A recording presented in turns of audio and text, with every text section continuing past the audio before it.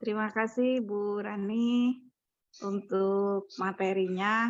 Ini sebetulnya materinya materi teknis banget nih, tapi terkadang buat kita yang merasa biasa-biasa saja itu terabaikan materinya karena kayak kop surat masih banyak nyatu ya kuliah ya yang gabung sebetulnya kan beda Ibu ya kop surat antara kop surat notaris dan kop surat PPAT itu harusnya kita berbeda, tapi teman-teman masih suka bablas aja, apalagi kalau yang baru-baru biasanya ikut notaris magang katanya bahasa mereka. Di kantor notaris lama kami seperti ini Bu katanya kan, padahal aturan zaman sudah berubah sehingga kita mau tidak mau harus mengikuti peraturan yang terbaru. Ya betul, harus masing-masing karena kan memang kita diangkatnya juga berbeda-beda gitu ya.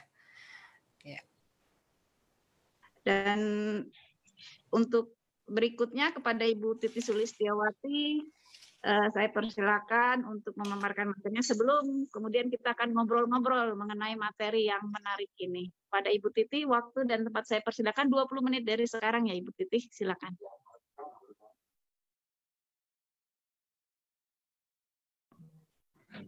Ibu Titi?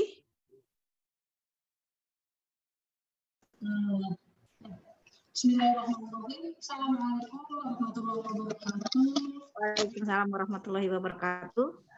Yang terhormat Bunda Rus, Ketua Ibu punten suaranya ke dalam. Agak mendem. Jelas. Hilang-hilang suaranya. Bunda Tutup masih? Udah. Kayak di dalam seperti suaranya. Halo? Halo, iya. Suaranya agak Enggak kedengaran jelas Bu Titi. Ibu Titi pakai ini ya? Pakai speaker. Mendengar ya? Saya pindah ke ruangan di luar ya. Ini dari ruangan saya. Di sana aja. Sebentar. Saya bawa keluar. Bapak ini bawa.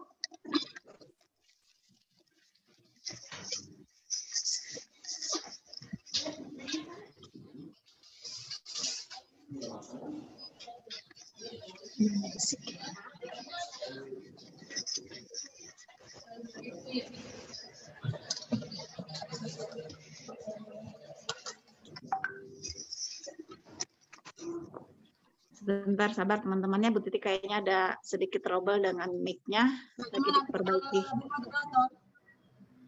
Suaranya sudah jelas? Masih terdengar kecil sekali Bu. Semalam kita waktu JR bagus Bu. Ya, waktu JR semalam bagus. Ganti aplikasi.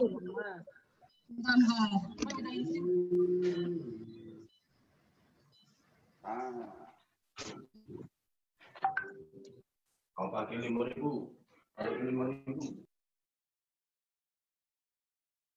Coba ganti pakai headset mungkin Bu Titi. Siapa tahu beli lebih ini.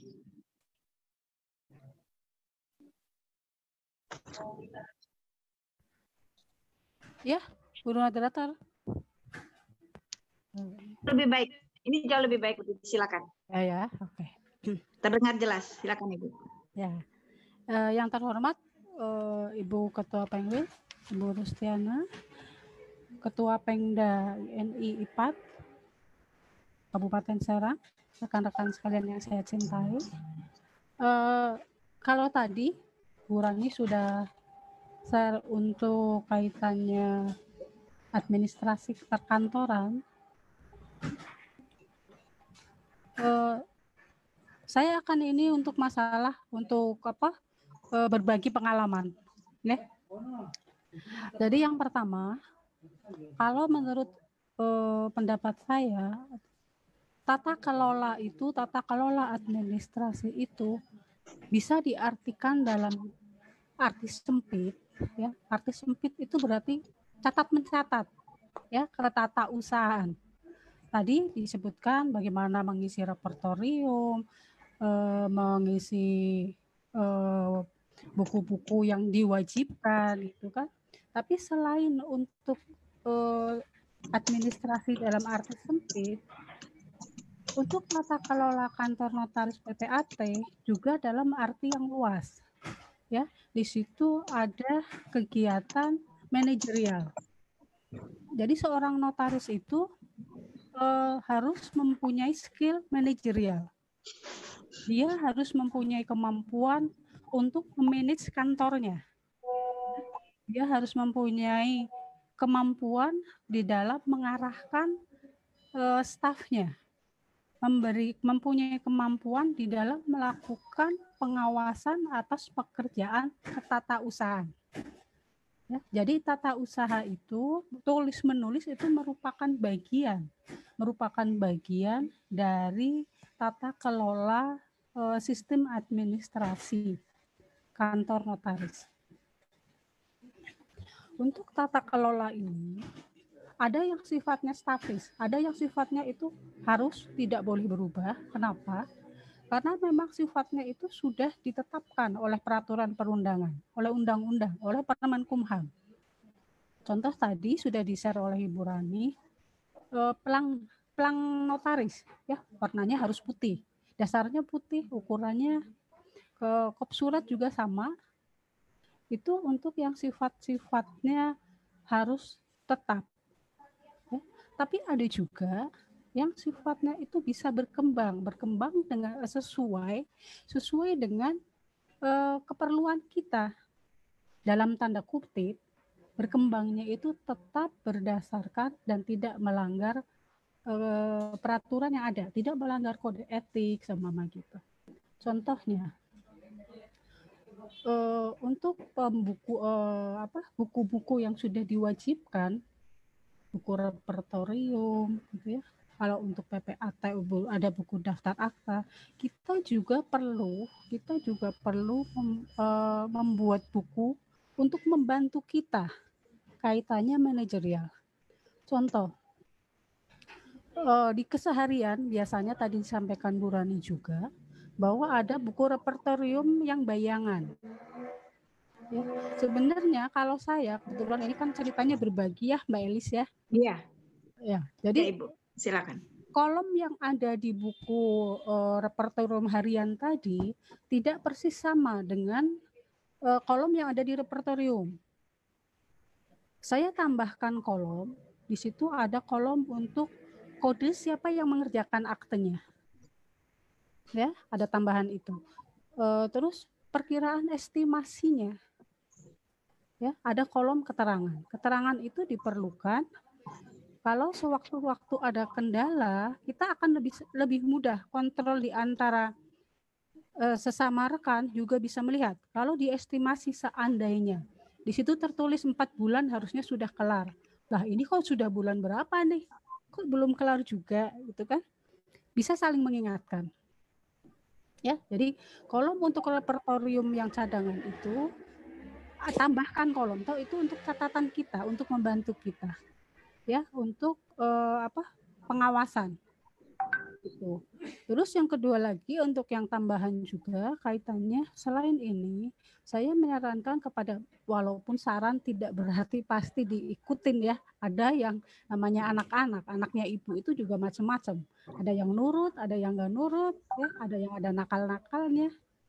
Jadi setiap anak harusnya itu punya buku kerja. Buku kerja itu tercatat pekerjaan apa yang dia buat, estimasinya berapa lama, ya kan, estimasinya berapa lama. Kalau ada permasalahan ditulis di buku itu. Ya itu. Ada lagi buku tambahan. Itu diperlukan buku-buku tambahan ini sifatnya sesuai kebutuhan kita. Biasanya pada saat kita kepentok baru muncul inspirasi untuk menambah buku apa ya, ya kan? Nah, satu lagi biasanya saya membuat ada buku materai. Daftar materai, penggunaan materai.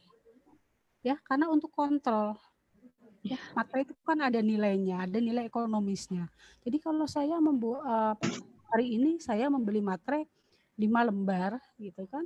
5 lembar, penggunaannya untuk hari ini seumpama ada 25 lembar kecil, di situ ada perinciannya. Siapa yang ambil, untuk apa, itu ada.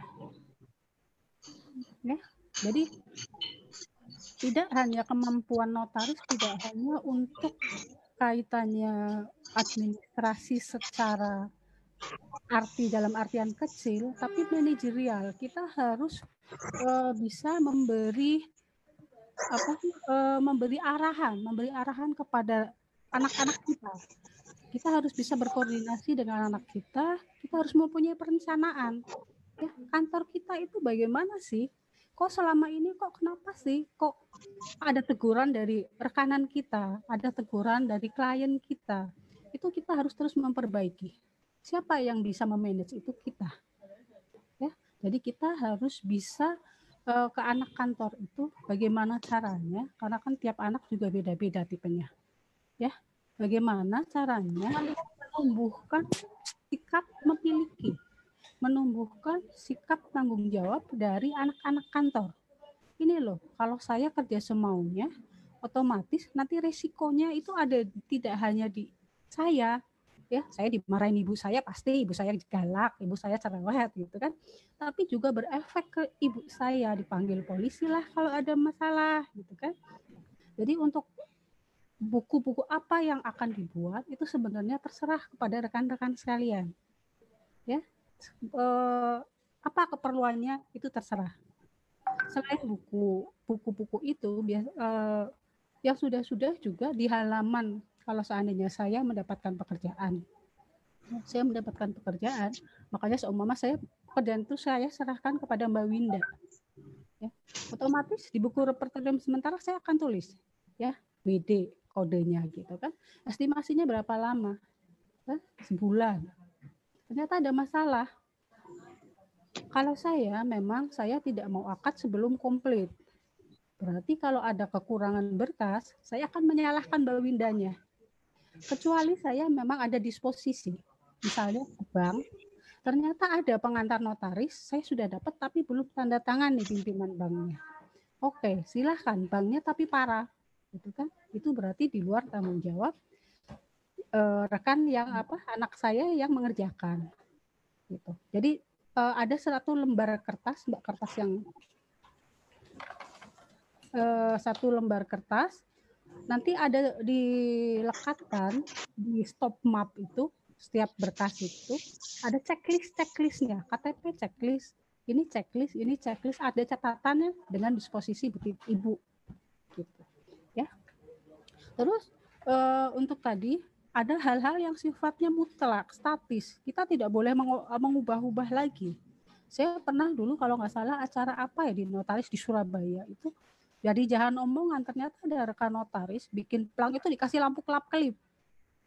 Ya, nah, itu hal-hal yang mana yang bisa kita modifikasi, yang bisa kita kembangkan, dan hal-hal mana yang sifatnya sudah pasti.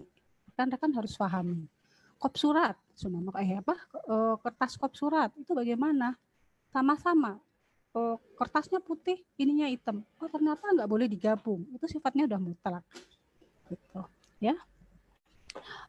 Tadi disampaikan juga bahwa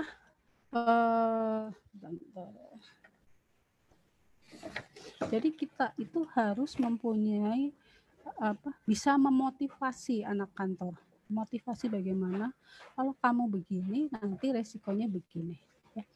Bisa juga motivasi itu diberikan dalam bentuk penghargaan. Oh, kalau kamu pekerjaannya selesai lebih cepat, ya kan tadi ada ya, ini berapa bulan, ada penghargaan dari ibu.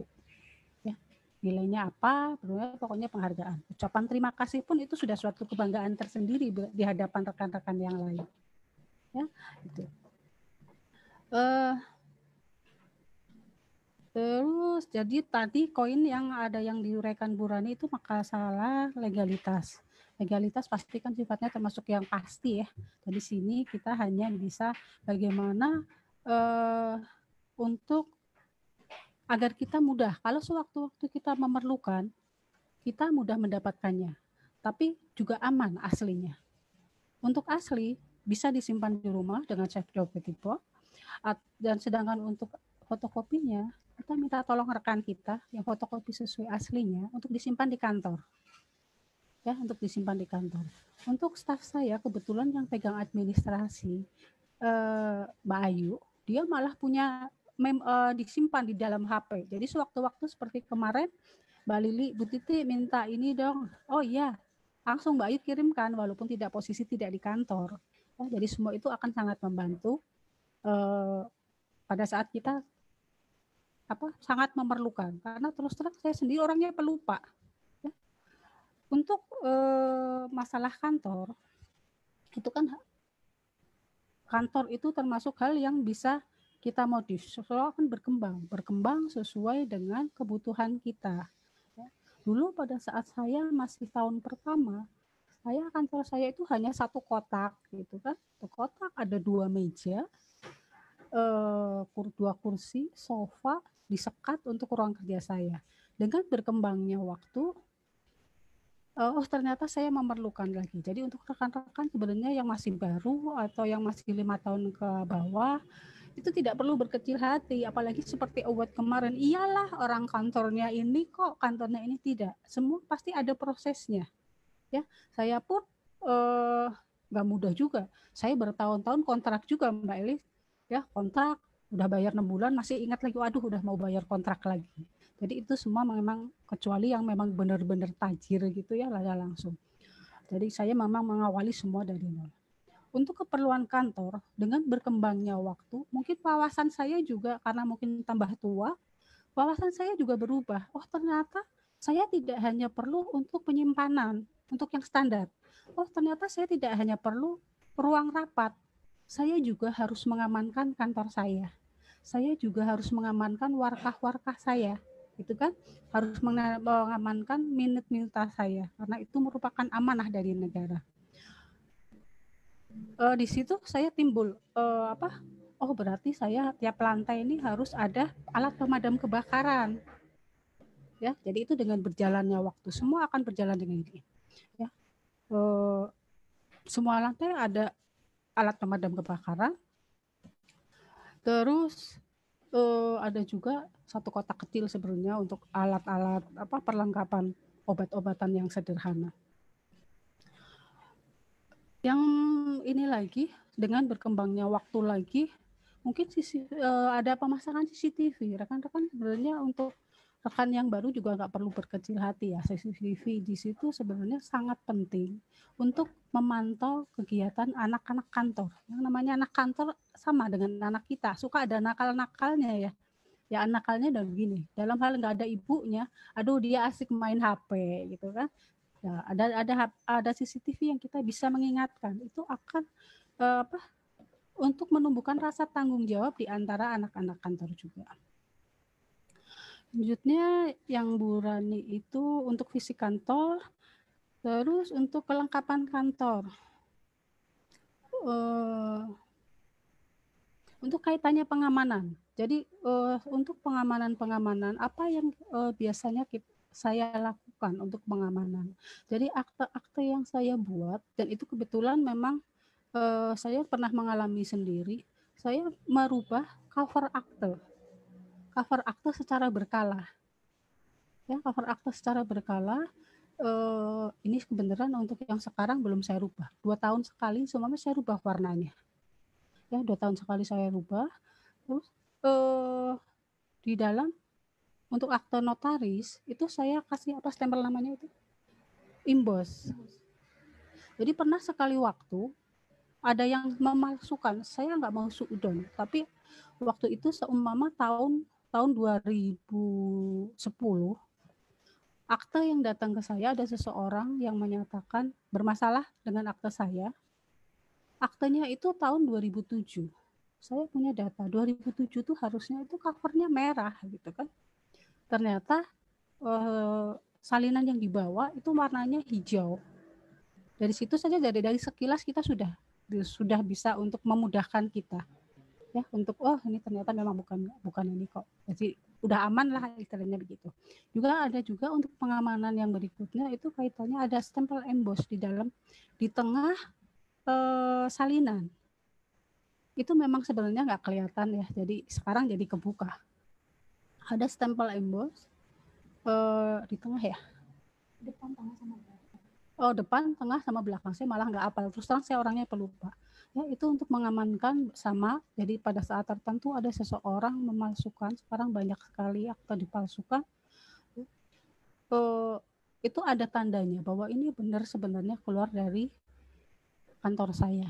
Dulu sempat saya berpikiran untuk memakai barcode, tapi karena barcode kan langsung terlihat, sedangkan untuk ketentuannya di dalam UJN belum diatur itu, jadi saya belum berani juga, walaupun saya sudah mengikuti waktu itu di Pekalongan untuk pelatihan.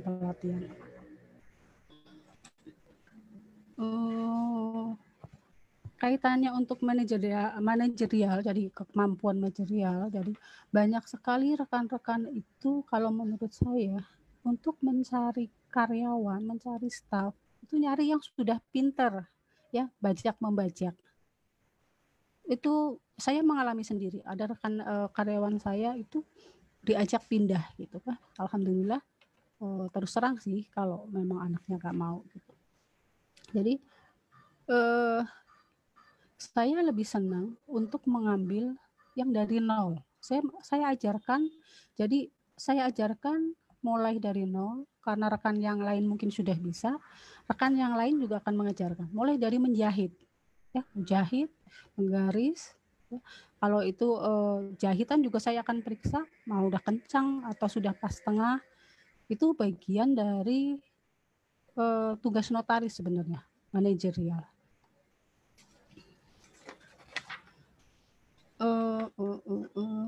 Kayaknya untuk bagi-bagi pengalaman sih saya hanya itu ya Mbak. Makanya saya kemarin saya mau diajak Mbak Lili, kemampuan saya sebenarnya hanya pas-pasan juga gitu kan. Jadi saya nggak begitu yakin juga, aduh gimana nih Mbak Rani, apalagi bawa-bawa award, saya juga nggak tahu nih masalah award gitu kan.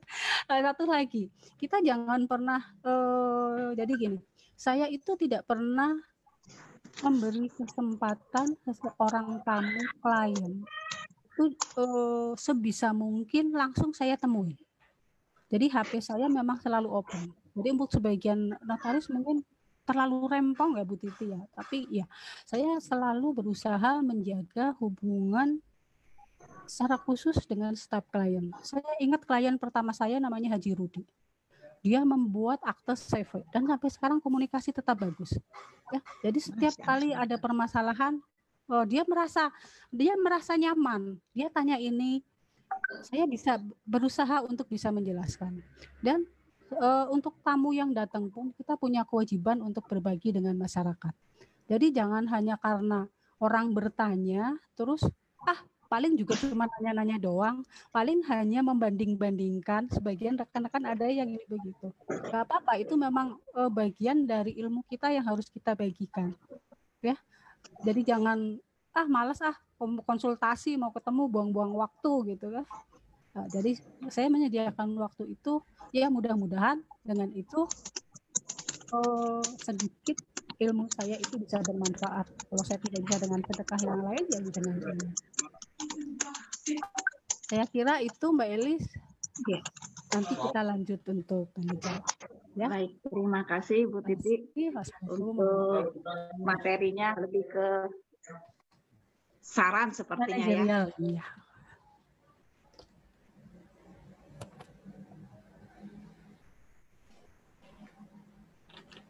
Mbak Elis, saya kirimkan foto-foto Mbak Elis. Boleh, boleh Ibu. Ya, baik, nanti ditampilkan. Iya, jadi di situ di foto itu tadi ya ada repertorium cadangan. Jadi tadi ada yang lemari yang kotak-kotak itu. Jadi untuk akte-akte yang sifatnya belum dijilid, itu kolom-kolom itu isinya Januari, Februari, Maret gitu ya, selama 1 tahun PPAT dan notaris. Dalam waktu 4 bulan nanti akan untuk dijilid. Jadi di situ langsung ketahuan, oh Januari ternyata kurang nomor 2. Kita bisa langsung lari. Oh nomor 2 itu yang ngerjain siapa, kodenya? Oh Winda, berarti kita tinggal kejar Winda. Jadi kolom-kolom ini memang digunakan untuk memudahkan pada saat kita akan melakukan penjilitan. Jadi pas dijilid kita sebenarnya nggak rempong lagi. Jadi terus terang kalau untuk penjilitan memang saya ada orang tersendiri. Saya minta tolong orang tersendiri. Tapi kita sebenarnya sudah siap. Gitu. Itu ya, Mbak Elis ya. Terima kasih. Baik. Ya, terima kasih Bu Titi. Buat teman-teman peserta jangan khawatir, materi dari 2 narsum kita yang cantik dan terengginasi ini akan kita bagikan di grup peserta setelah acara ini berakhir. Jadi selamat menyimak dengan baik. Semoga ilmunya bermanfaat bagi kita semua. Sekali lagi jangan khawatir soal materi. Panitia akan memberikan materi beliau berdua di grup di WhatsApp peserta. Bu Titi dan Bu Rani, paparannya tadi begitu menarik sekali. Kalau Bu Rani tadi membahas mengenai hal yang sangat teknis, kalau Bu Titi lebih ke soal pengalaman. Saya jadi kepengen tanya buat Ibu berdua sebelum saya membacakan beberapa pertanyaan yang dikirimkan oleh para peserta di room chat. Ke Bu Rani dulu. Bu Rani pengalamannya dulu waktu buka kantor pertama gimana, Bu? Apakah sama seperti saya nih misalnya, mulai dari kantor kecil, nggak ada klien, tiap hari nyapu sendiri, nutup pintu sendiri, terus apa yang Ibu lakukan untuk meningkatkan performa kantor? Itu pertanyaan untuk kedua narasumber dari saya sebelum saya membacakan pertanyaan-pertanyaan dari peserta. Silakan Ibu Rani, Bu Titi. Ya, makasih Mbak Elis. Sama dong, saya kan tahun 99 tuh ya, SK saya notaris. Saya malah deg-degan waktu itu. Ingat, saya tidak akan menjadi seperti ini tanpa arahan dan bimbingan dari Mami Nani Sriwardani. Itu mami saya, benar-benar mami. Karena saya ikut magang di kantor beliau dari tahun 96 ya sampai 2000. Padahal 99 saya itu udah buka kantor ya teman-teman. Tapi itu Oktober kalau nggak salah kan, udah akhir. Mau ke 2000 saya tapi masih tetap kerja di kantornya Mami Nani. Karena saya tuh nggak pede. Nggak pede tuh, aduh gimana ya buka kantor, sampai tetap kan kewajiban buka kantor. Saya dulu kantornya di Tiga Raksa, Bu Elis, dekat kantor kepertanahan di Tiga Raksa awalnya. Sewa dulu dong gitu kan, masa ujuk-ujuk itu sewa kita. Dari saya deg-degan gitu kan, terus kalau ada tamu nih, kalau saya mau nanya-nanya jual beli, langsung saya telepon Mami Nani. Mami, ada yang mau konsultasi, Mami tungguin ya. Saya tuh padahal udah 2 tahunan kan magang di Mami Nani gitu kan. Terus Mami Nani, ya ampun Ran, kamu kapan beraninya gitu ya. Jadi itu prosesnya benar-benar deg-degan gitu kan. Tamu sebulan tuh 1, Bu Elis 1. Kan kita pakai buku tamu kan. Alhamdulillah gitu kan, nggak apa-apa gitu, perkenalan kan. Zamannya saya kiri kanan waktu itu udah ada notaris yang lain gitu kan, tapi sama-sama di perumahan di Tiga Raksa tuh situ. Ya itu kan seiring dengan waktu, kemudian setelah saya 3 tahun di situ lama-lama ya sudahlah, saya waktu itu pindah aja deh, pindah kemana ya, karena Tiga Raksa tuh jauh banget kan dulu, jauh banget. Tolnya aja mungkin belum nyampe ya, belum nyampe sekarang, masih dulu separohnya kali kan. Tapi alhamdulillah pelan-pelan ya dengan izin Allah semua kerjasama. Memang kita harus sabar. Punya karyawan juga dulu awalnya 1 gitu kan, karena nyari karyawan tuh susah juga. Zamannya saya tahun 99 kan susah juga, tapi lama-lama dapat 2 ya, pelan-pelan gitu belajar lah. Insya Allah lama-lama teman-teman akan dibukakan sendiri jalannya. Jadi betul tadi apa yang disampaikan Mbak Titi, kita kalau ada yang datang paling cuma konsultasi, jangan sampai bicara seperti itu rezekinya udah langsung hilang. Pokoknya ada yang datang, oh silakan Pak, ngobrol-ngobrol gitu kan, udah bertanya, kita kasih jalan keluar, ya sudah, alhamdulillah. Malah waktu di Tiga Raksa waktu itu saya sempat, Bu, saya kan konsultasi, saya tidak punya uang, saya punyanya pisang setandan waktu itu. Enggak apa-apa Pak, saya suka pisang ini. Padahal saya juga kan sebenarnya ya biasa aja ya pisangan, tapi kan karena dikasih gitu kan. Ini Bu, saya bawa pisang buat Ibu ya Bu. Gitu. Enggak apa-apa, kita terima awalnya, insya Allah. Pelan-pelan barulah saya ada sendiri gitu pelan-pelan. Ya gitu mungkin pengalamannya, tapi lama-lama ya insya Allah lah, kita kan berdoa jangan putus ya teman-teman, nggak boleh suuzon datang ke wah, putus harapan jangan deh gitu. Aduh sebulan nggak ada akte nggak apa-apa, nihil nggak apa-apa kan, pelan-pelan gitu kan. Terus juga tips dari saya mungkin tambahannya Bu moderator.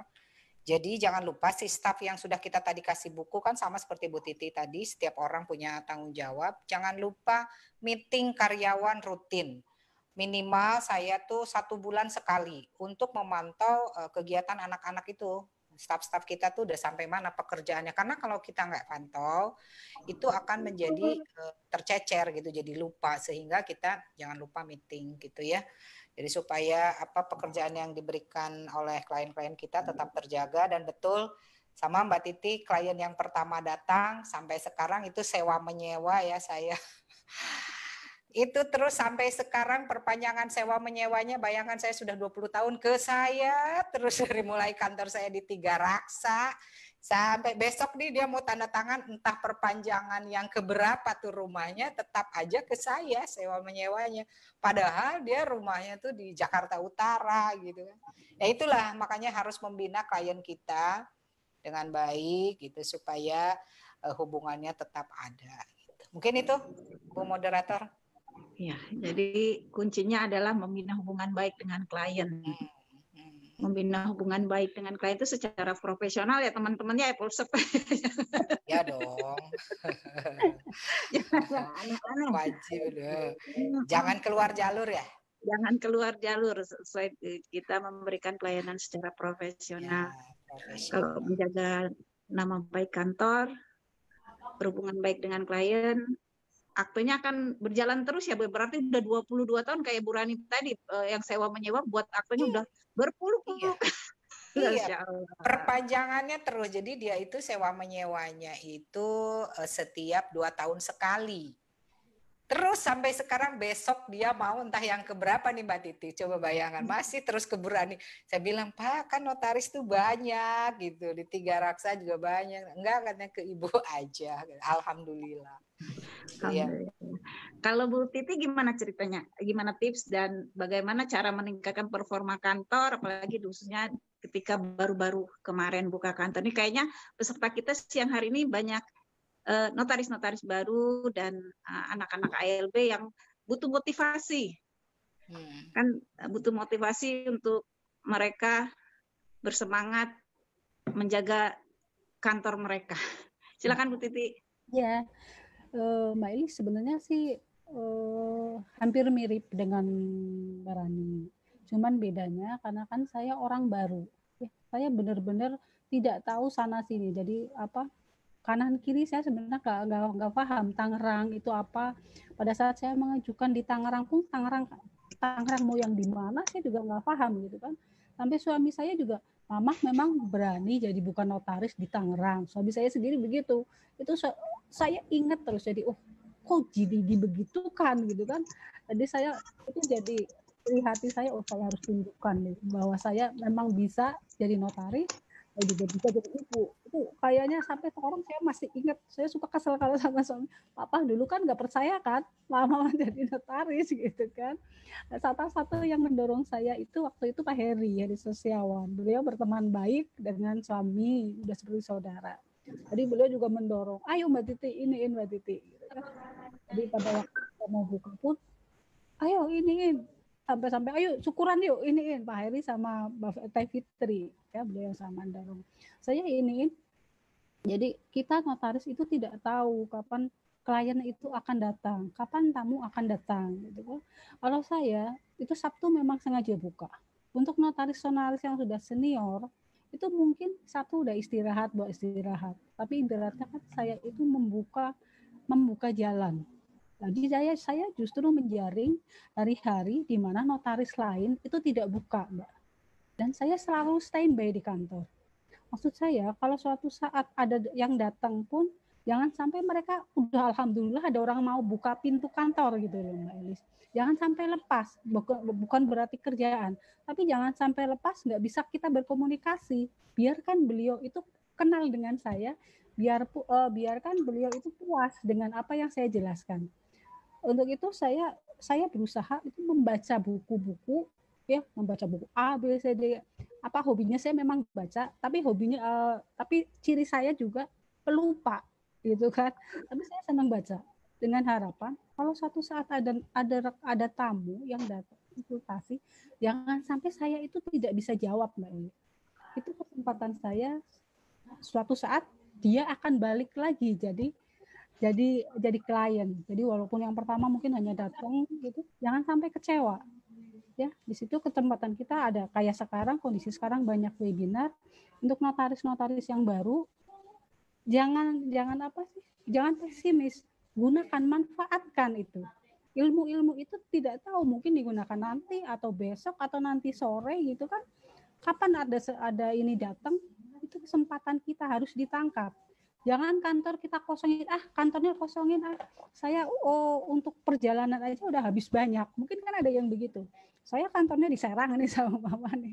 Saya rumahnya di Jakarta nih. Kalau setiap hari berat di ongkos. Itu kan kebanyakan ini. Justru kalau sekali klien datang, kantornya tutup, orang juga akan, paling kantornya juga tutup. Yang sana aja, berarti rezeki kita sudah lepas juga.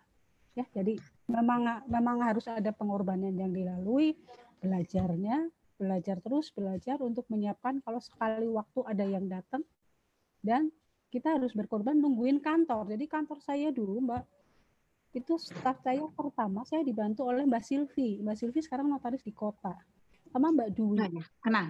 Sekarang ada, itu kan masih ada dengan saya, masih bantuin saya, udah kayak adik sendiri. Kalau lagi nggak ada kerjaan, itu beli TTS, rebutan beli TTS, ya ngisi TTS. Kebetulan di sebelah ada BCA, ada pekerjaan satu, berebut pekerjaan. Ya kerjain ini ya, berebut lagi untuk jahitnya. Begitu terus sampai akhirnya lama-lama ternyata Pak Rudi yang pertama bikin itu, Pak Rudi minta kayase, dia bawa saudaranya, dia bawa lagi tetangganya, gitu. Ya, garis besarnya sih itu Mbak Lis, tapi ceritanya mungkin nggak beda jauh dengan Bu Rani. Jadi kita memang harus mempersiapkan, jangan tahu-tahu minta, saya masuk bank nih, nggak bisa nih, karena diiniin notaris lain. Jangan, kita persiapkan dari awal bekal kita. Ya, karena kita masuk bank pun tanpa bekal yang cukup, itu akan jadi bumerang buat kita juga. Ya kan? Ya kayak Mbak Elis ahlinya koperasi, saya tuh pengen banget belajar ke Mbak Elis. Mbak Elis gimana caranya ya saya selalu nggak pede kalau bikin koperasi, gitu kan? Kita harus terus mengejar tambahan ilmu. Jadi kalau suatu saat ada, kalau kemarin saya dengan Mbak Rani kebetulan ditunjuk oleh Bu Wali untuk koperasi, tapi kan sekarang sudah berubah jauh Mbak. Jadi sekarang kalau ada orang bilang mau iniin koperasi, waduh saya takut duluan juga nih. Harus berguru dulu ke Mbak Elis nih. Jadi jangan bosan untuk berguru, karena mungkin suatu saat nanti akan ada orang yang akan menanyakan. Kita buktikan saya mampu. Ya, jadi orang-orang klien itu akan yakin juga. Kalau kita nggak yakin, bagaimana masyarakat akan yakin? Gitu sih Mbak. Ya. Makasih. Baik, terima kasih Bu Rani dan Bu Titi. Jadi poin yang bisa saya tangkap dari uraian beliau berdua adalah yang pertama, kantor jangan tutup. Kalau bisa kantor jangan tutup. Jadi begitu SK kita terima, kita disumpah, mulailah kita dikasih jangka waktu 1 bulan untuk buka kantor, kita buka kantor, taruh staff. Kalau memang ini, kalau saya pribadi karena jaraknya yang jauh seperti kata Bu Titi tadi, saya akan taruh staff. Yang jelas kantor tidak pernah tutup. kantor tidak boleh tutup ya Bu Titi ya. Tapi notarisnya nggak ada. Karena saingan kita tuh notaris senior, mereka justru kan liburnya tuh pas hari Sabtu gitu loh. Ya. Kalau hari Sabtu juga, nah itu juga salah satu trik tuh. Salah satu trik Sabtu buka, sama tuh Bu Titi, saya juga buka kalau hari Sabtu dulu di awal-awal buka kantor saya buka sendiri kayaknya di sana gitu hari Sabtu. Karena saya berpikir saya akan menjemput rezeki dari para pekerja-pekerja pabrik yang biasanya libur di hari Sabtu. Iya. Amin. Amin. Kemudian baik, saya akan bacakan beberapa pertanyaan dari peserta.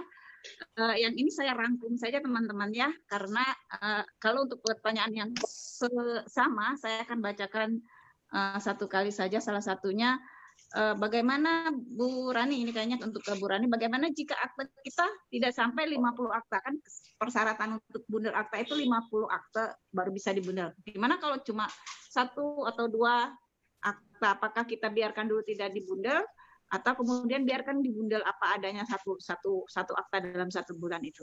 Silakan Bu Rani. Nah, ini mana dulu nih, notaris apa PPAT, kan berbeda. ya kan? Kalau notaris ya kan dia bisa digabung dengan yang lain-lainnya ya.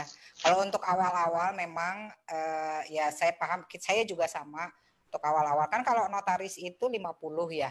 Kalau lebih misalnya 51, yang satunya digabung dengan yang bulan berikutnya kan, tetapi tetap harus dibundel, harus ditulis gitu ya. Nah, tapi kan untuk PPAT kalau misalnya aktenya dalam bulan itu ada kan, kalau minitnya kalau PPAT berbeda ya Bu moderator. Kalau PPAT kan aktenya 25, warkahnya 50. Tapi kalau misalnya kurang dari 25 itu harus tetap dibundel pada bulan yang sama. Jadi kalau PPAT itu per bulan ya tetap harus dibundel gitu. Kalau misalnya baru satu, baru tipis, nggak usah bundel pakai cover lah. Yang penting ada map yang berbeda. Ini saya mau lihat nih sengaja ya teman-teman. Nih cara bundel akta saya, Mbak Titi, saya bawa ini bundel akta yang tebal. Itu tuh memang si tukang bundel itu dulu, saya dulu bundelnya, Mang itu ada pertanyaan juga, Burani untuk ngebundel gimana? Katanya manggil orang atau Iya. Manggil orang apa bundel sendiri? Awalnya dulu 5 tahun pertama memang saya panggil orang. Ya, bundel panggil orang, kita bayar. Tapi lama-lama kok saya berpikir kenapa ya kita tergantung ke sini? Karena orang itu kan notaris waktu itu pun masih sedikit ya, belum kayak sekarang 1.500 di Banten. Dulu masih sedikit di Tangerang itu. Berbagilah, misalnya pindah ke Bu Titi lah minggu ini, minggu depannya pindah ke Bu Linda lah. Waduh, saya kalau begini repot juga ya gitu kan. Kalau misalnya kita lama-lama banyak, akhirnya saya suruh staf laki-laki saya belajar di si tukang, dulu namanya Mas Iwan, kalau yang saya tukang, saya inget banget deh. Suruh belajar di Mas Iwan. Mas Iwan ajarin karyawan saya yang laki-laki membundel akte. Alhamdulillah. Dari situ pinter, nggak bayar lagi si tukang bundel. Udah tahu beli covernya di mana, kertas ininya di mana. Sampai sekarang ini yang ngebundel staf saya, teman-teman. Jadi manfaatkanlah anak staf kita yang laki-laki. Selain misalnya dia keluar ya, bagian dia lapangan. Nah, tapi di sela-sela itu, maksudnya kan teman-teman, misalnya nih yang baru-baru, notaris PPAT masih baru-baru, suruhlah dia belajar. Alhamdulillah teman-teman di saya banyak yang belajar nih, staf-staf dari teman-teman notaris Tangsel, banyak yang ke kantor saya, staf-stafnya, belajar sendiri ke staf saya untuk membundel akte. Sok mangga teman-teman se-Banten mau ke sini boleh suruh belajar. Nah, silahkan gitu. Ngapain kita bayar-bayar maksudnya kalau teman-teman yang maksudnya ada staf laki-laki ya gitu. Malah ada satu yang belajar waktu itu staf siapa, perempuan loh belajar membundel. Saya juga mau bisa katanya Bu. Sok aja saya berbagi ilmu, justru saya seneng Bu Elis. Monggo mau ke tempat saya boleh belajar membundel. Ya, nah itu udah ada tawaran kita mau belajar bundel ke kantornya Bu Rani. Gitu. Silakan teman-teman yang mau belajar membundel akte sekalian mendapatkan auranya. Ya, jadi nyambung semangatnya. Ini ada pertanyaan yang berikutnya buat Bu Titi dari tim Martiani. Boleh nggak kita pakai saksinya saudara atau suami atau istri? Karena kan karyawan yang jadi karyawan itu adik sendiri, suami, untuk menghemat pengeluaran, suami atau istri. Tahu saya sih kalau istri mah pasangan hidup mah nggak boleh jadi saksi ya Bu ya. Karyawannya adik sendiri, adik ipar, boleh nggak? Bu Titi silakan. Di pasal 40 sih jelas sih Mbak Elis. Ya, boleh nanti buka pasal 40. Jawaban ini Bu ya. 40 ya. Nah, terus ini masalah saksi. Mengenai biaya kantor. Yang ditanya mengenai berapa sih minimal biaya kantor untuk kita buka kantor. Silakan Bu Rani dan Bu Titi. Sepertinya sih itu tergantung wilayah kita masing-masing dan kemampuan kali ya. Tapi untuk lebih baiknya silakan dua narsum yang menjawab pertanyaan ini. Adakah tips untuk membuka kantor dengan biaya minimal di awal-awal? Mungkin ini pertanyaannya, barang apa saja yang wajib kita punyai untuk membuka kantor sesuai dengan standar yang diinginkan oleh pemerintah?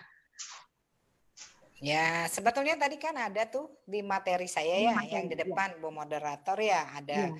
Gak perlulah teman-teman misalnya yang saya bilang tadi di awal, kita di awal. Ya kalau misalnya, alhamdulillah kalau rezekinya sudah banyak dari suami, dari orang tua, membelikan ruko, itu alhamdulillah beda lagi. Tapi bagi kita umumnya, sebetulnya sewa satu ruangan, satu lantai ruko juga cukup untuk di awal. Kan beda-beda memang, betul kata Bu Elis tadi, kayak di Tangsel, nggak ada yang satu bulannya atau satu tahunnya 10 juta udah nggak ada gitu ya. Ruko satu lantai itu di Tangsel bisa 50. Di Serang masih ada, Bu. Nah, di Serang kan masih ada. Mungkin Cilegon apa masih ada. Di kita udah nggak ada gitu ya. Untuk satu lantai mungkin 50 juta ya. Nah, itu yang penting ada itu misalnya kita nyewa satu lantai ya teman-teman ya, nih notaris-notaris baru. Makasih nih saya bagi tipsnya ya. Jadi kalau misalnya kita satu ruangan, ya sudah ada meja notaris berarti kan, ada meja karyawan 2, gitu kan. Terus ada untuk tempat duduk tamu walaupun kursinya cuma 2. Itu saja, dan jangan lupa lemari untuk tadi penyimpanan arsip karena kan itu kita satu lantai nih, itu cukup dari awal. Kalau misalnya kita ya agak risih gitu ya dengan karyawan kita, belilah partisi. Ya partisi untuk memisahkan bahwa ini loh ruangan, padahal gitu kan dalam satu ruangan. Jadi awal-awal nggak perlu itulah gitu teman-teman. Pasti klien yang datang pun itu tergantung bagi kita. Kalau penyambutannya baik, penyambutannya kita ramah, menjelaskannya enak gitu ya. Jadi itu sebetulnya nggak perlu mahal-mahal. Insya Allah rezeki akan ngikutin semua. Bulan ini kosong akte, bulan depan ada 1, 2, 3, 100 ribu nanti gitu kan. Aktenya sampai ratusan, sampai ribuan. Betul loh kan? Banyak teman-teman nih di Banten nih aktenya 1 bulan bisa 5.000. Kan banyak gitu. Akhirnya insya Allah rezeki itu akan datang sendiri. Itu kali tipsnya, jangan yang muluk-muluk dulu lah gitu ya. Untuk yang penting tadi terpenuhi. Kalau sudah besar kan kita misalnya sudah punya sendiri, bahkan ada musola gitu kan nantinya ke depannya untuk kita, untuk karyawan, untuk lain nanti akan berkembang sendiri, jangan khawatir. Dari suatu ruko itu mungkin saja bisa ruko itu ternyata bisa kita beli nanti walaupun dengan fasilitas kredit misalnya kan, itu insya Allah berjalan dengan sendirinya. Jangan khawatir lah, dalam waktu 5 tahun teman-teman udah bisa jadi dan mempunyai kantor tersendiri gitu. Amin. Ya, Mbak Titi. Silakan tipsnya seperti yang ditanyakan.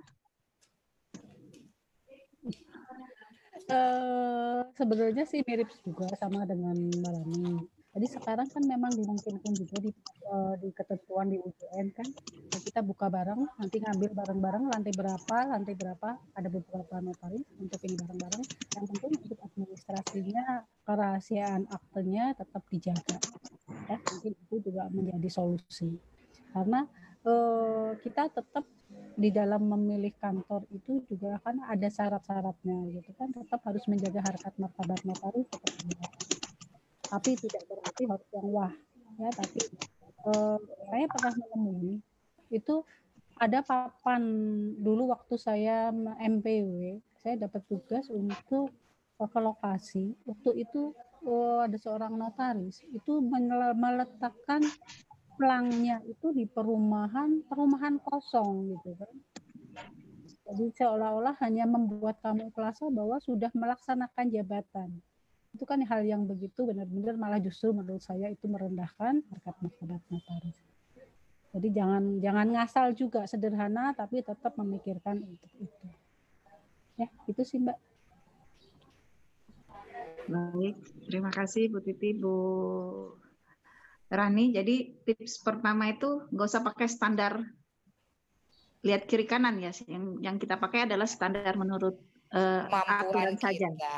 Iya, dan kemampuan kita. Kalau memang nggak mampu beli komputer yang baru, yang second juga nggak apa-apa. Second banyak. Kalau belum mampu beli yang baru, kalau di Jakarta ada Pasar Rumput. Saya dulu beli ada Kodran. Ya benar, Pasar Rumput. Jadi tidak mesti semuanya baru. Yang penting sebuah kantor notaris itu berdiri dengan isi yang sesuai dengan aturan. Ada meja, ada kursi, ada pegawai, ada lemari besi. Gitu ya Bu Rani, Bu Titi ya sepertinya ya. Betul. Iya, yang standarnya itu harus Iya. ya dipunyai. Jadi itu yang Berarti paling 100 juta ya kalau di Tangsel. Ya, kalau di Tangsel memang Enggak lah. Lebih. Oh, lebih ya. Bu Ketua MPD Tangsel nih ikut. Makasih Bu udah ikut. Lebih ya Bu? Bu. Seru Bu Titi, Bu Felis. Baik, ini kita lanjutkan lagi. Ada pertanyaan ini sebetulnya subjektif sekali, tapi tidak apa saya tanyakan mengenai tips ada dari Pak Hadi Yusdiarto. Dia mau menanyakan kenapa ya Bu setiap klien itu suka menawar sampai nggak masuk akal dan membandingkan dengan kantor notaris lain. Jadi bagaimana cara kita supaya tidak kelihatan marah dengan klien yang aneh seperti itu? Silakan Ibu. Ini mungkin efek dari memang semakin banyaknya notaris saat ini. Dulu ada bahasa zamannya saya dengan Mbak Titi ya. Mencari notaris itu susah katanya kan gitu. Jauh kalau tukang tambal ban gampang. Sekarang nyari tambal bannya yang susah. Notarisnya udah sebelah-sebelahan. Saking banyaknya notaris sekarang. Dulu kan kita diatur ya.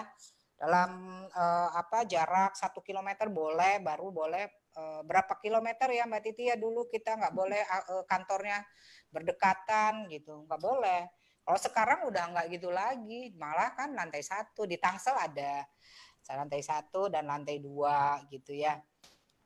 Ya tadi memang dimungkinkan sekarang seperti itu karena perkembangannya. Kalau menurut saya, kalau saya sih awal-awalnya dulu juga begitu kali pertama Bu Elis. Marah juga kalau ada orang yang datang klien, Bu nih di notaris si B segini, wah udah gitu kan.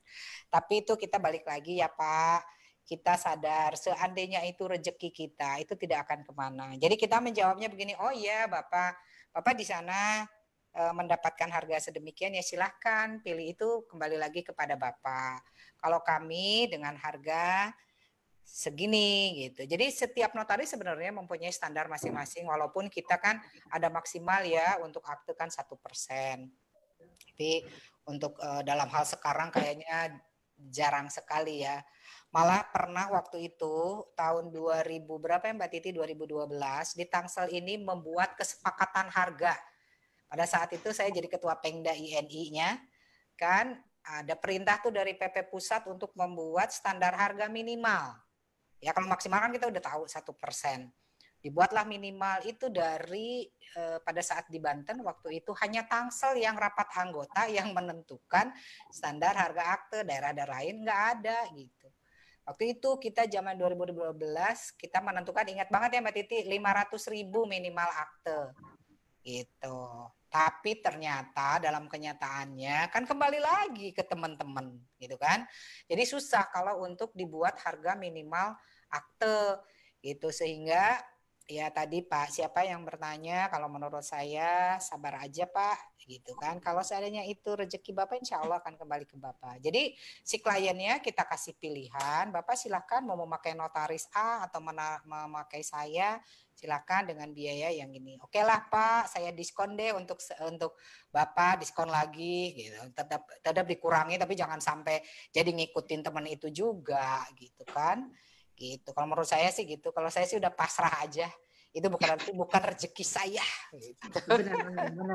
Benar Bu. Baik. Ini ada yang dari peserta yang raise hand yang mengacungkan tangan untuk mengajukan pertanyaannya kepada Mbak Agustinaria, co-host, silakan di-unmute-kan Bu Agustinarianya agar beliau bisa bertanya, silakan. Bu Agustinaria mau bertanya? Selamat siang Bu. Iya, silakan. Iya, Bu, saya mau tanya kalau misalkan untuk awal-awal buka. Bukan, sebutkan nama dan dari mana. Oh iya, nama saya Agustinaria dari Sumatera Selatan. Ini kebetulan saya masih ALB, Bu. Iya, silakan. Tadi kan ada yang bertanya, bagaimana kalau misalnya seandainya saksi akta itu mungkin keluarga. Jadi kalau misalnya keluarga kan memang ketentuannya tidak diperbolehkan ya Bu, sudah ada ketentuannya di UJN.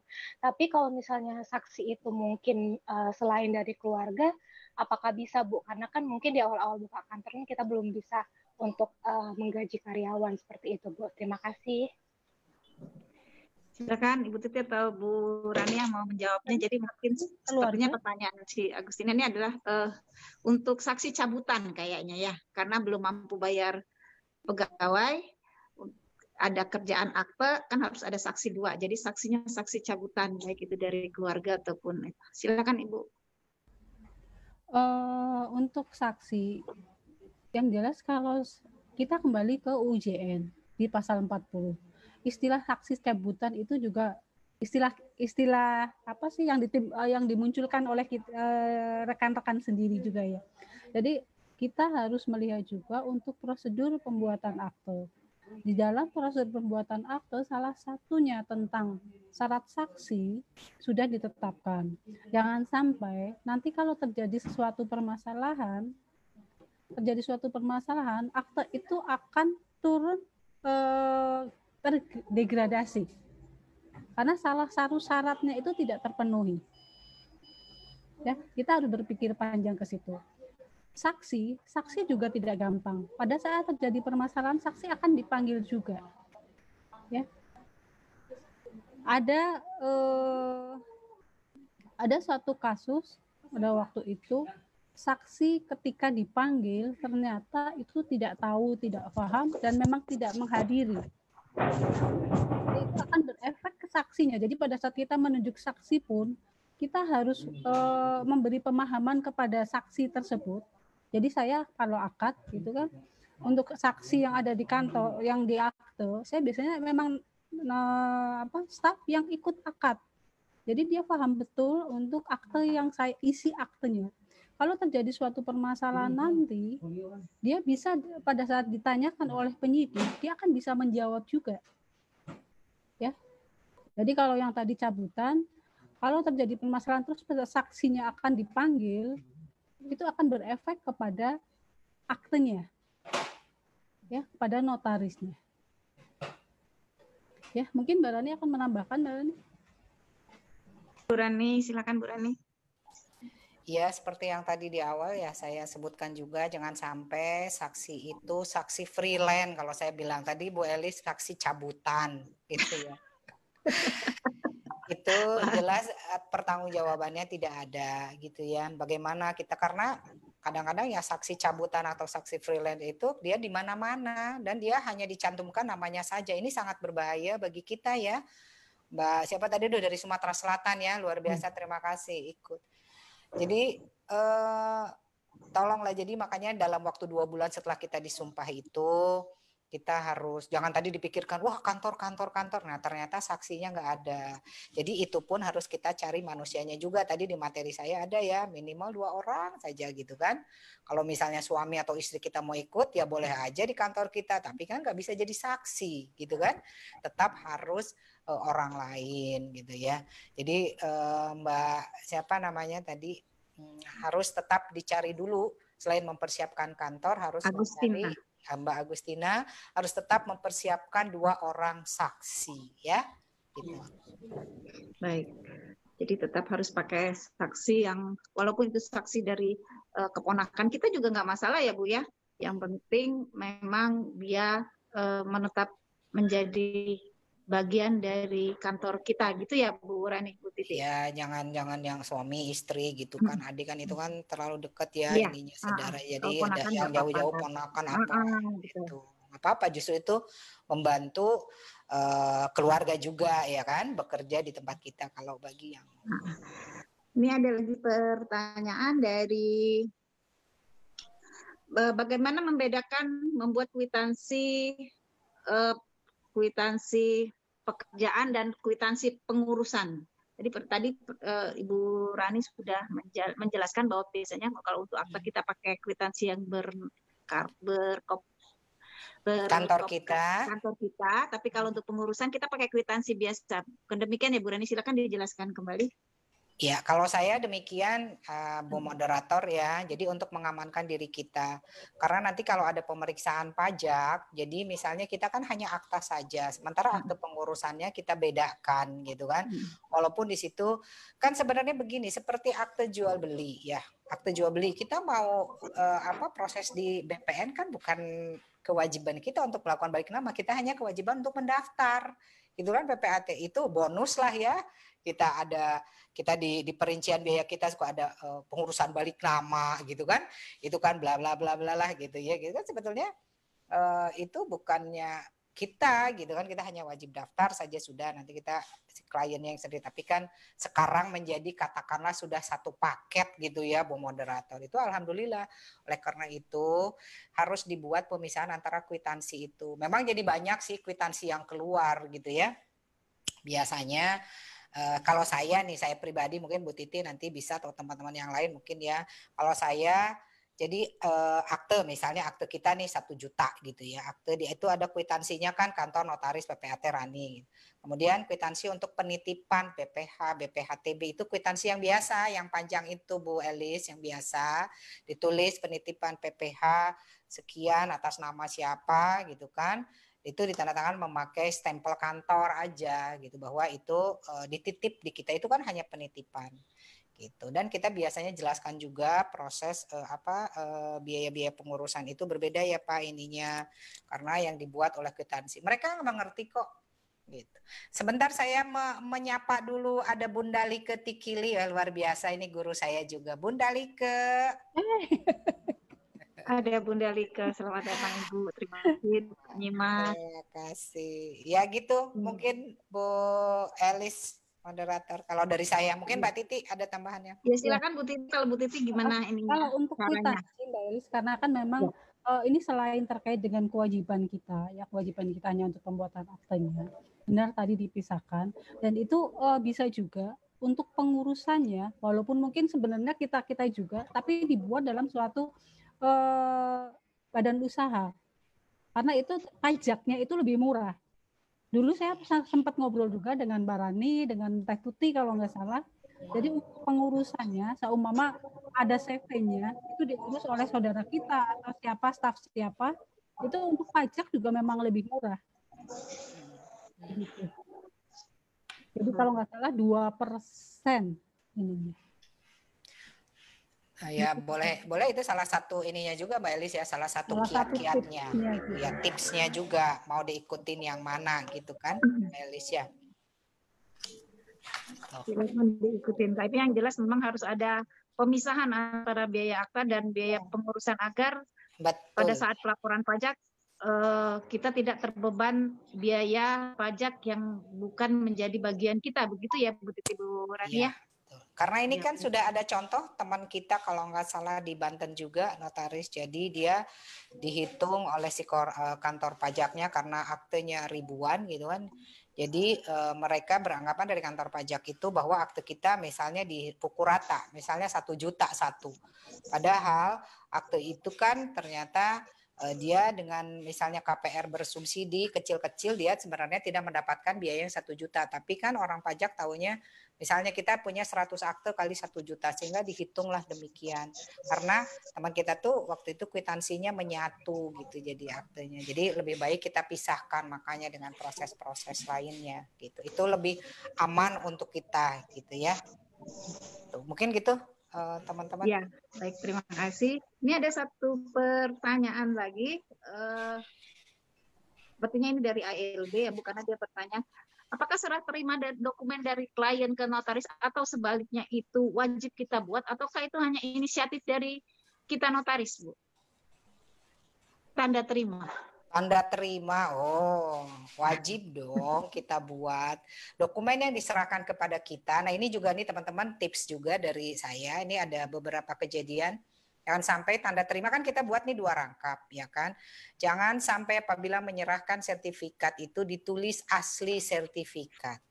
Karena kita nggak tahu apakah sertifikat yang diserahkan ke kita ini asli atau tidak.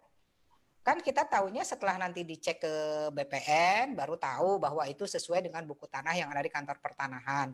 Dan kita pada awalnya kita nerima, jangan salah. Karena pernah kejadian nih teman kita juga kasusnya. Jadi dia menulis asli sertifikat nomor sekian. Ternyata pas pada saat pengecekan sertifikat itu adalah sertifikatnya palsu. Nah, dikembalikanlah kan notaris itu memanggil si yang menyerahkan, ya. Ternyata dia menuntut tanda terima kita dijadikan tuntutan oleh mereka karena ini tulisannya asli. Ibu kan menulis asli, diterima oleh kantor ibu asli. Loh, bagaimana palsu? Berarti ibu dong yang memalsukan, katanya. Saya nyerahinnya asli, ibu nulisnya asli. Itu menjadi bulan-bulanan bagi kita PPAT, notaris ya, sama pejabat. Jadi harus hati-hati. Pokoknya setiap berkas yang kita tulis, misalnya sertifikat nomor sekian, harus lengkap ya teman-teman, dan harus ditulis untuk apa sertifikat itu. Misalnya diserahkan ke kita, sertifikat hak milik nomor sekian, desa apa, kecamatan apa, SU-nya nomor berapa, tahun berapa, atas nama siapa, akan dilakukan pengecekan di kantor pertanahan Kota Tangerang Selatan untuk keperluan jual beli misalnya. Jadi harus detail, biarpun panjang, biarpun tanda terima kita menjadi beberapa rangkap, nggak masalah. Jadi harus lengkap. Nah, jadi pada saat nanti kalau misalnya mereka batal, oh ya udah tahu kita. Dan jangan lupa juga hati-hati yang menyerahkan sertifikat itu boleh siapa saja kan. Kadang-kadang si A menyerahkan sertifikat atas nama si B. Ini di kwitansi loh ya teman-teman, masih seputar tanda terima. Yang menyerahkan si A, sertifikatnya atas nama si B. Ternyata kan dalam proses dicek ternyata batal katanya kan. Si A mau ngambil, hati-hati, tidak boleh diserahkan kepada A sertifikat itu karena namanya nama B. Kita harus hati-hati. Ada notaris teman kita dituntut karena itu menyerahkan ke bukan namanya. Kecuali ada kuasa juga dari si B ini untuk mengambil sertifikat, ada fotokopi KTP-nya, dan kita harus konfirmasi juga. Memang rada ribet sih, tapi ini demi keamanan kita ke depannya. Konfirmasi ke si B, Bapak betul memberikan kuasa lagi kepada A untuk mengambil sertifikat yang sudah diserahkan kepada kantor kami. Kalau oh iya, misalnya baru kita serahkan kepada A. Kalau saya sekarang Mbak Titi dengan ditambah di foto orang itu yang nerimanya siapa. Habis kan udah pernah kejadian nih kita gitu kan. Tanda tangannya ada, fotonya ada, coba. Masih menyangkal juga itu menandatangani. Hati-hati dengan orang-orang itu. Gitu. Jadi memang agak-agak ribet tapi nggak apa-apa, kita berbagi tipsnya. Gitu. Ya, baik. Terima kasih untuk Bu Rani dan Bu Titi. Nggak terasa udah 15.20 waktu kita talk sore hari ini. Pengennya sih sampai jam 5 ya, Bu. Karena menarik sekali dan kayaknya banyak teman-teman antusias untuk menanyakan beberapa pertanyaan mengenai kantor dan tata kelolanya. Tetapi karena waktu yang memang membatasi, apa boleh buat, harus kita hentikan pada saat ini. Sebelum menutup acara ini, saya minta kepada Bu Titi. Bu moderator, punten. Ya. Ini ada saya baca pertanyaan yang dari ini karena ini teknis juga. Apakah perlu dijawab, punten? Iya, yang mana? Yang ini perbedaan cara penomoran akte notaris dan akte PPAT. Oh, itu di sini saya belum dapat ininya berarti. Ada silakan, nih di sini baca. Kalau yang lain-lainnya insya Allah mudah-mudahan bisa kebaca. Ini teman-teman hati-hati di dalam penomoran buku akte PPAT ini dibuat, kalau penomoran akte PPAT dibuatnya per tahun ya, nomor urutnya itu per tahun kan, kita PPAT dulu ya per tahun, nomor urutnya per tahun itu. Akan tetapi untuk nomor akte tanggal, walaupun nihil itu harus diberi nomor urut ya teman-teman. Saya sampai bawa buku repertorium saya, nggak apa-apa ya nihil. Jadi nomor urutnya itu kembali lagi dari awal tahun setiap tahun. Bu Elis? Halo? Iya, halo. Iya. Ada? Ya. Ya. Untuk penomoran di akte PPAT ini di nomor urut itu Ditulis gitu ya, ditulis setiap tahun baru lagi. Setiap hari walaupun nihil itu di nomor urutnya ditulis juga penomorannya. Jadi nomor urut akte tidak akan sama dengan nomor akte. Nomor akte PPAT juga kan kita dalam 1 tahun sekali ya teman-teman ya di awal. Nomor urut itu akan berbeda dengan nomor akte. Paham nggak teman-teman ya? Jadi misalnya hari ini nihil tetap di nomor urutnya ditulis, tapi hari kerja ya, hari Minggu kan enggak ya. Biasanya kita kan hari kerja dari Senin sampai Sabtu. Jadi itu diurut tiap hari. Nomor urut tuh ditulisnya tuh PPAT. Kalau nggak ada aktenya nihil, ditulis tetap di nomor urut, ininya nihil, terus kemudian PPAT itu diparaf di keterangan ya, setelah ditutup garisnya di bawahnya kita selalu paraf setiap hari. Kalau PPAT. Ya, kalau akte notaris kita di nomor urutnya, jangan lupa teman-teman kita dari mulai akte notarisnya diangkat sampai dengan akhir hayat kita itu nomor urutnya terus berurut. Jadi teman-teman mungkin sudah tahu sekarang ada yang sudah membuat 3.000, 4.000 akte notaris sudah tahu itu nomor urut di notaris ya.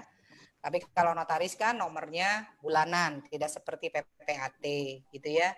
Kemudian tanggal sama. Terus dalam penulisan buku repertorium, tadi saya bagikan ada dasar hukumnya juga, tidak boleh ada kosong, tidak boleh ada sela kosong. Semua harus diisi. Jadi misalnya dari nomor 1 ke nomor 2 nggak boleh ada sela-sela kosong.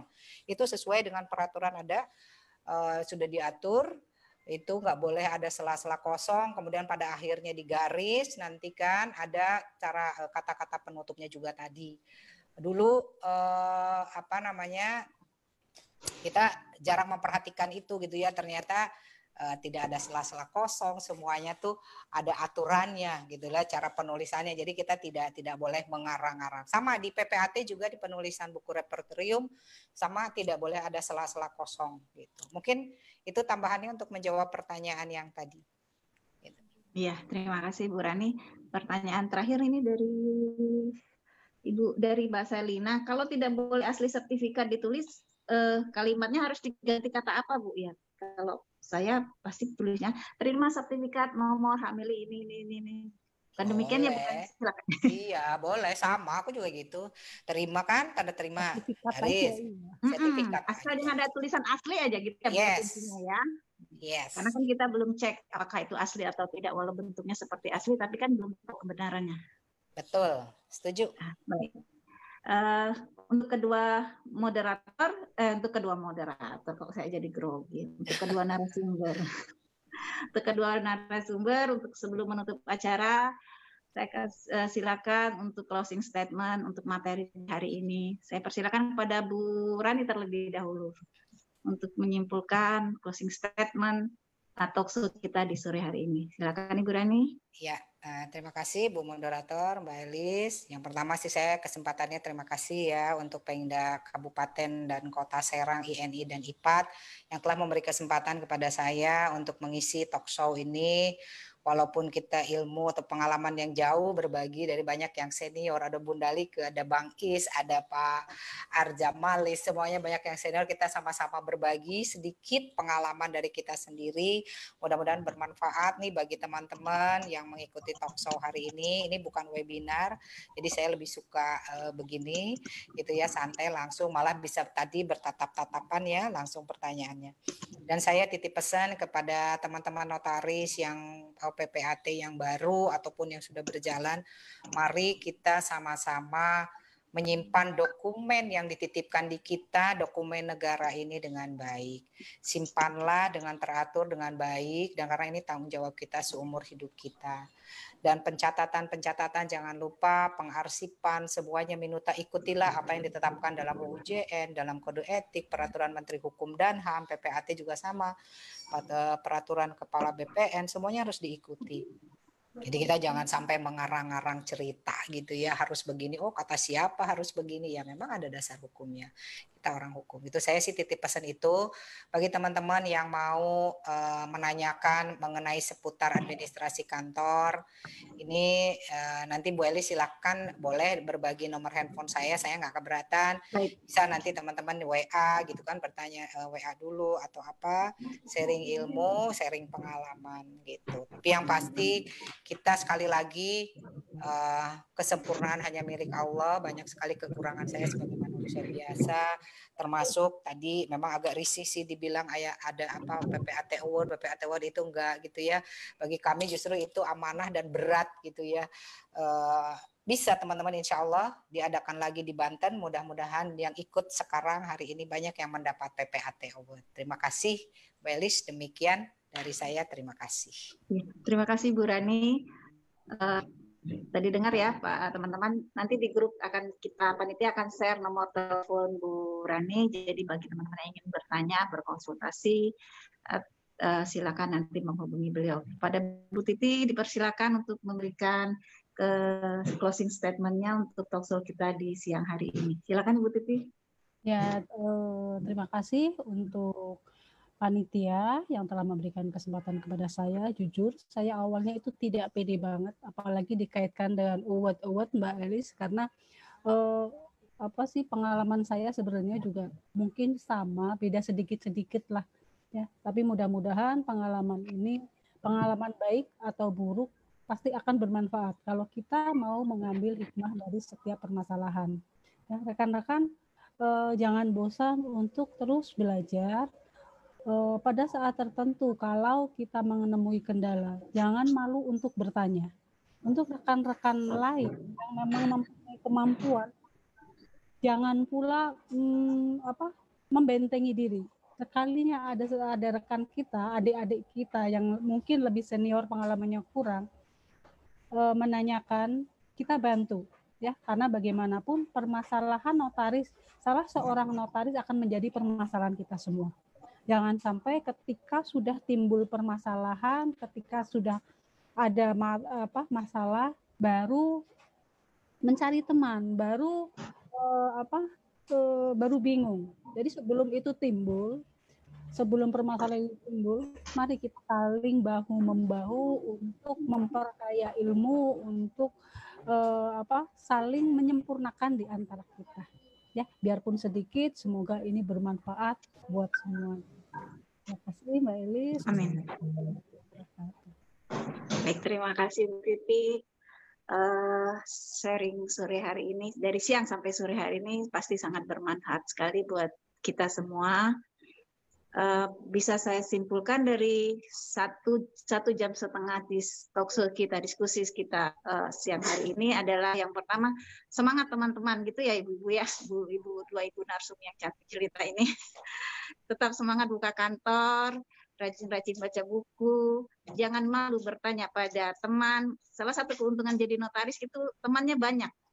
Jangan malu bertanya, walaupun nggak kenal sepanjang dia notaris, silakan bertanya, pasti dijawab. Kan gitu ya Bu Titi, Bu Rani. Rata-rata kita pasti saling bantu untuk saling menguatkan, karena memang pekerjaan notaris ini pekerjaan yang luar biasa, membutuhkan kehati-hatian dan membutuhkan ilmu. Demikian talkshow kita di sore hari ini, semoga bermanfaat. Terima kasih untuk kedua narasumber yang sudah bersedia berbagi ilmu dan berbagi pengalaman. Terima kasih juga kepada para peserta yang sudah menyimak dengan baik. Alhamdulillah dari kuota kita 300 kuota untuk Zoom ini terpenuhi. Semoga bermanfaat. Terima kasih dari saya moderator. Mohon maaf apabila ada kesalahan. Nantikan webinar, talkshow dan kegiatan-kegiatan Pengda Serang berikutnya. Wallahu muwaffiq ila aqwamit thoriq. Wassalamualaikum warahmatullahi wabarakatuh. Saya serahkan kembali kepada Ibu Huma. Ibu MC, silakan Ibu.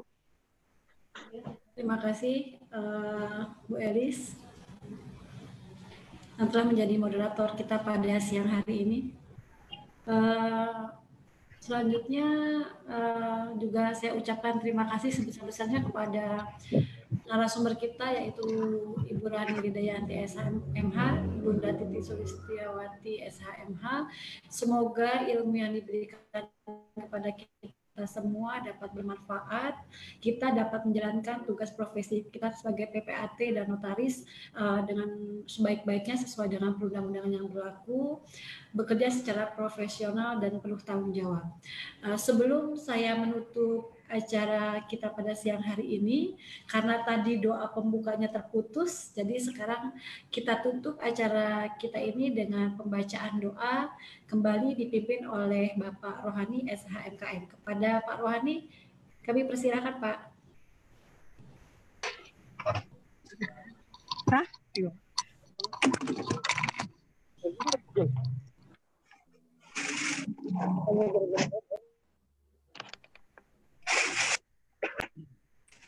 Assalamualaikum warahmatullahi wabarakatuh. Waalaikumsalam warahmatullahi wabarakatuh. Innal hamdalillah nahmaduhu wa nasta'inuhu wa nastaghfiruh.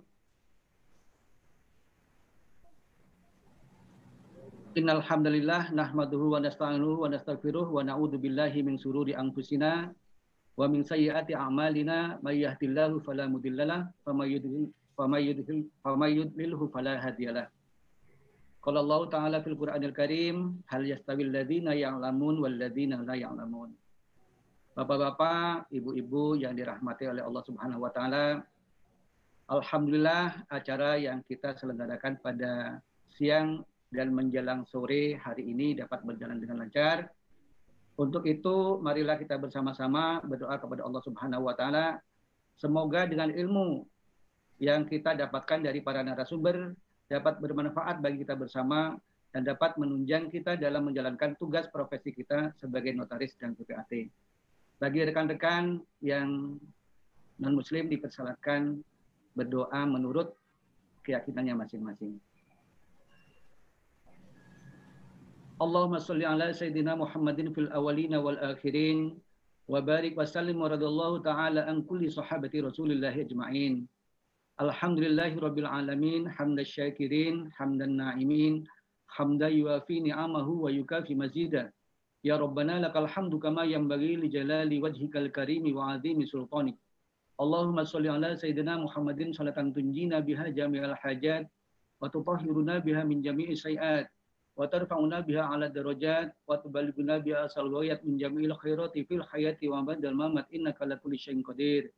Allahumma inna nas'aluka imanan da'ima wa nas'aluka qalban khashi'a wa nas'aluka ilman nafi'a wa nas'aluka yaqinan shadiqa wa nas'aluka amalan shaliha wa nas'aluka dinan qayyima wa nas'aluka khairan katsira wa nas'aluka afwa wal afiyati wa nas'aluka tamamal afiyati wa nas'aluka syukran 'alal afiyati wa nas'aluka ghina 'anil nas. Allahumma rabbana taqabbal minna sholatana wa siyamana wa qiyamana wa ruku'ana wa sujudana wa takhashu'ana wa tabarru'ana wa tamim taksirana ya Allah ya arhamar rahimin. Allahumma ighfir lil muslimina wal muslimat wal mu'minina wal mu'minat al ahya'i minhum wal amwat innaka sami'un qaribun mujibud da'wat ya qadiyal hajat. Allahumma inna nas'aluka salamatan fid din wa afiyatan fil jasad wa ziyadatan fil ilmi wa barakatan fil rizqi wa taubatan qablal maut wa rahmatan indal maut wa maghfiratan ba'dal maut. Allahumma huwina alaina fi syakaratil maut wan najata minan nar wal afa indal hisab. Rabbana la tuzigh qulubana ba'da idh hadaitana wa hab lana min ladunka rahmah innaka antal wahhab. Rabbana atina fid dunya hasanah wa fil akhirati hasanah wa qina adzabannar wa qina adzabannar wa qina adzabannar. Bifadlika subhana rabbika rabbil izzati amma yasifun wa salamun alal mursalin walhamdulillahi rabbil alamin. Assalamualaikum warahmatullahi wabarakatuh. Terima kasih kepada Pak Rohani. Baik, sebelum saya tutup acara pada sore hari ini, saya ucapkan terima kasih sebesar-besarnya kepada seluruh peserta talkshow pada Zoom meeting pada sore hari ini atas partisipasi dan perhatiannya. Semoga ilmu yang kita dapatkan pada sore hari ini sangat bermanfaat untuk kita semua dan semoga kita semua selalu diberikan kesehatan.